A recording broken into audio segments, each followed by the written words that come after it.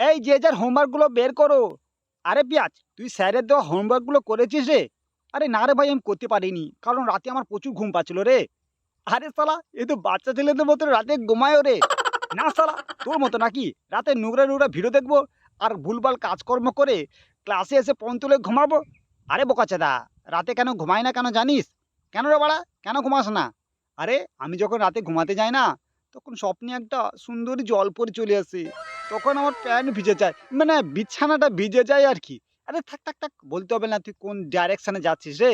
এই তোরা আবার উল্টাপাল্টা কথা চালু করে দিয়েছিস। একদম চুপ কর বলছিস। আচ্ছা স্যার, তুমি রাতে কি করো গো? হ্যাঁ? রাতে কি করব? রাতে ঘুমাই, আবার কি করব? ওগো স্যার, আমি যে শুনলাম তুমি নাকি রাতে টুম্পা বৌদির সঙ্গে। এই যে চুপ! একদম ভুলভাল কথা বলবিস না। না, এরা কোনো প্রকারে টের পেয়ে গেল না তো? রাতে টুম্পা বৌদির সঙ্গে আমি প্রতিদিন ঘাপলা করতে যাই। না, কোনো প্রকারে পাশ কাটে যেতে হবে।